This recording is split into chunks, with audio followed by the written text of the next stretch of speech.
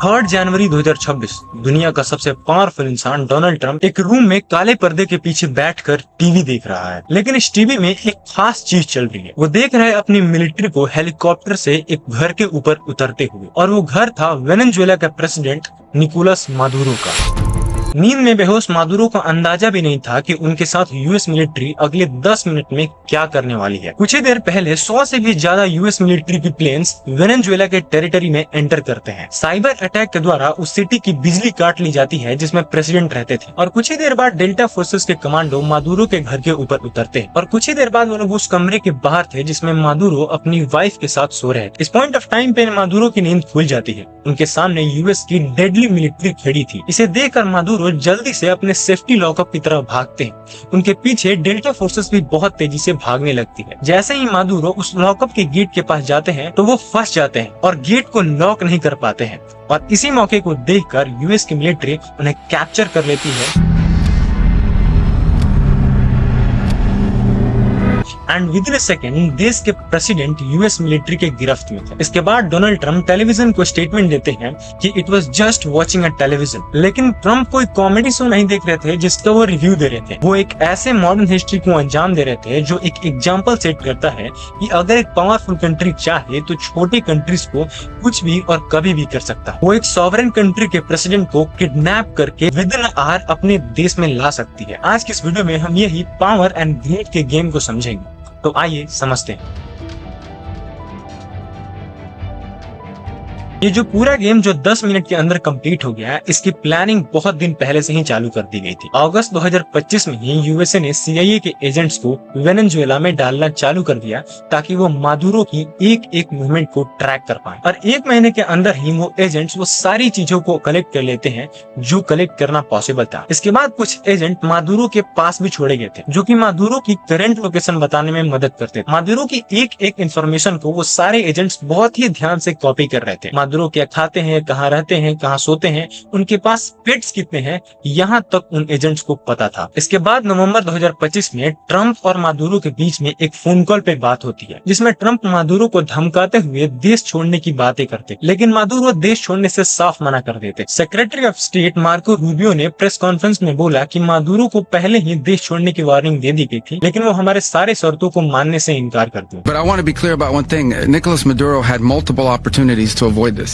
He was provided multiple very generous offers and chose instead to act like a wild man, chose instead to play around. And the result is what we saw tonight. Maduro के snow signal मिलने के बाद Donald Trump ने अपने army को खुली छोड़ दी थी और वेनेजुएला के प्रेसिडेंट मादुरो को कैप्चर करने की मिशन चालू हो गई। अमेरिका के ही एक सिटी कैंटकी में मादुरो के घर की एक रेप्लिका बनाई जाती है और उसमें डेल्टा फोर्सेस अपनी ट्रेनिंग करना चालू कर देते। इसके कुछ दिन बाद डेल्टा फोर्सेस की ट्रेनिंग खत्म होती है और इस पूरे मॉडल को ट्रंप के सामने जाकर रिप्रेजेंट किया जाता है। इस मॉडल को सुनकर और पूरी तरीके से समझकर डोनाल्ड ट्रंप अपने आर्मी को पूरी तरीके से ग्रीन सिग्नल दे देते। इसके बाद सारे सर्कमस्टांसेस को देखते हुए एक डेट फिक्स की जाती है इस ऑपरेशन के लिए, और वो डेट होती है 25 दिसंबर, क्रिसमस डे। लेकिन इस डेट में एक बहुत बड़ी समस्या थी और वो थी इसकी वेदर रिपोर्ट। क्रिसमस डे के दिन बहुत ही ज्यादा बारिश होने लगी वेनेजुएला में। बहुत बड़े बड़े स्टॉर्म्स एंड साइक्लोन आना चालू हुए। इसको देखकर आर्मी ने डेट को पोस्टपोन करके 2 जनवरी को ऑपरेशन का दिन फिक्स कर दिया। अब सब कुछ परफेक्ट था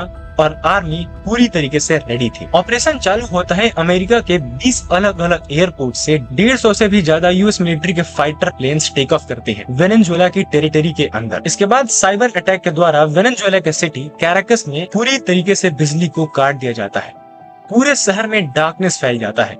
लोगों को थोड़ा सा भी अंदाजा नहीं था कि आज क्या होने वाला है। फाइटर प्लेन्स एयर स्ट्राइक्स चालू करते हैं और कैराकस के आसपास के जितने भी रडार सिस्टम है सबको डिस्ट्रॉय कर देते हैं। उसके बाद बाकी के प्लेन्स के लिए एक क्लियर पाथवे बन जाता है। इसके बाद मिलिट्री ने 2:04 पर मादुरो को उनके घर से डिटेन कर लिया। यहाँ से उन्हें एयरप्लेन की मदद से यूएसएस इवो जिमा पर ले जाया गया और इसके बाद क्यूबा, और क्यूबा से डायरेक्ट सैटरडे को न्यूयॉर्क में ले जाया गया। मादुरो की इमेज इसके बाद पब्लिकली शेयर कर दी गई।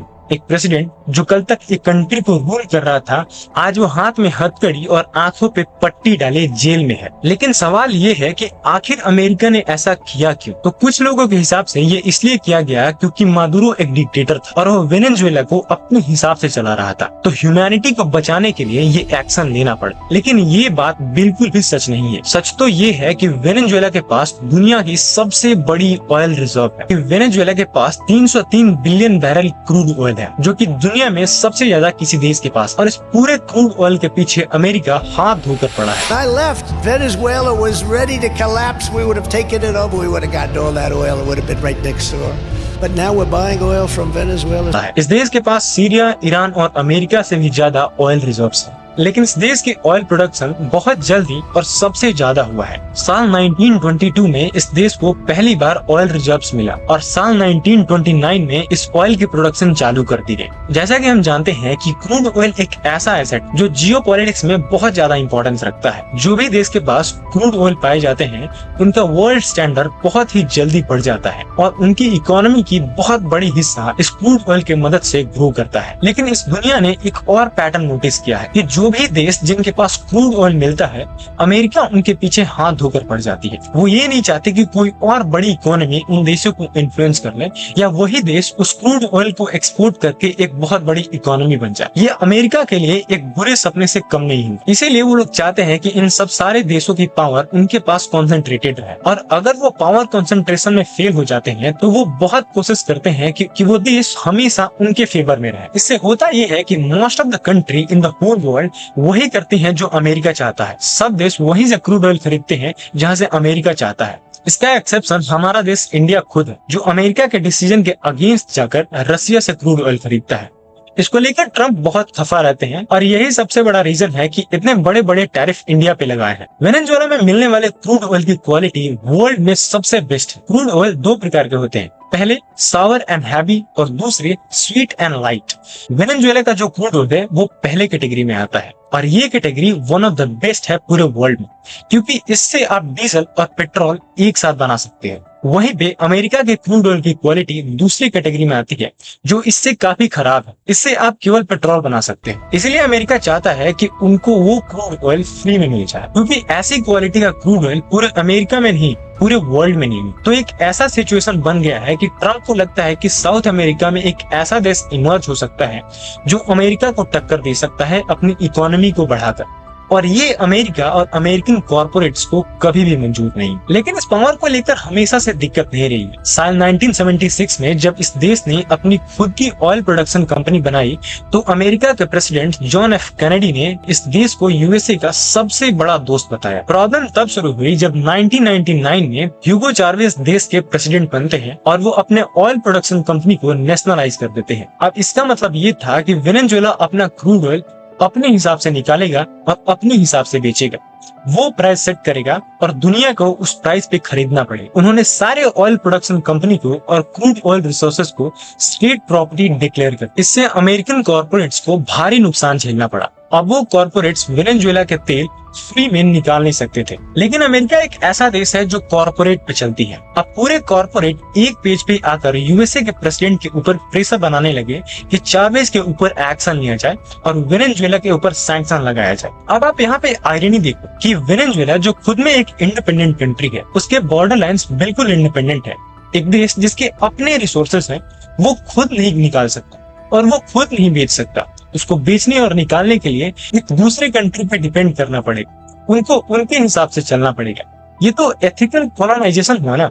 लेकिन अमेरिका ऐसा ही चाहता था और कुछ ऐसा ही होना चालू हुआ कुछ आने वाले सालों में। इसके बाद यूएसए ने वेनेजुएला के ऊपर बहुत सारे सैंक्शन लगा दिए, जिससे ऑयल प्रोडक्शन में बहुत भारी रुकावट आने लगी। बहुत बार अमेरिका ने मिलिट्री को लगाने की भी ट्राई करी, लेकिन वो सारे अटेम्प्ट्स फेल हुए। फिर साल 2013 में चावेज की मौत हो जाती है और उसके बाद देश के गद्दी को संभालते हैं निकोलस मादुरो। आज के टाइम पे डोनाल्ड ट्रम्प इस पूरे जियोपॉलिटिकल सिनेरियो को एक गेम की तरह खेल रहे हैं। वो एक ऐसे देश के प्रेसिडेंट है जो वर्ल्ड की सबसे बड़ी इकोनॉमी। वो चाहते हैं कि हर वो देश जो छोटा हो या बड़ा हो, उनकी पूरी तरीके से कंट्रोल में रहे, उनके रिसोर्सेस और उनके सारे एसेट्स को वो फ्री में यूज कर सके। लेकिन ये पॉसिबल नहीं है। लेकिन आज के टाइम पे ऐसी भी कंट्री हैं जो एक्सपोनेंशियली ग्रोथ कर रही हैं, जिनका हर चीज एक बहुत ही अच्छे डेवलपमेंट फेज में है। इसका बहुत बड़ा एग्जांपल है हमारा देश और आयरलैंड। और इसीलिए आप देखते हो कि इन दोनों कंट्रीज से डोनाल्ड ट्रंप को बहुत बड़ी प्रॉब्लम।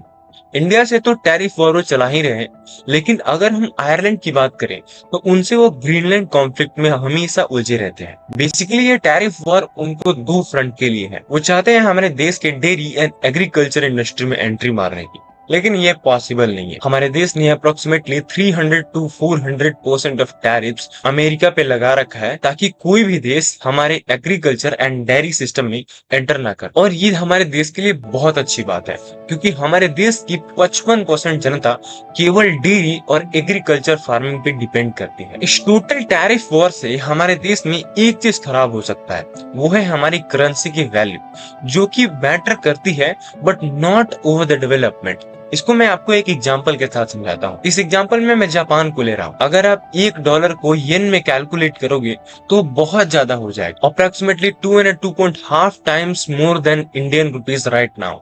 लेकिन फिर भी अगर आप जापान की डेवलपमेंट को देखोगे तो उस करेंसी के महंगाई को आप टोटली इग्नोर कर दोगे।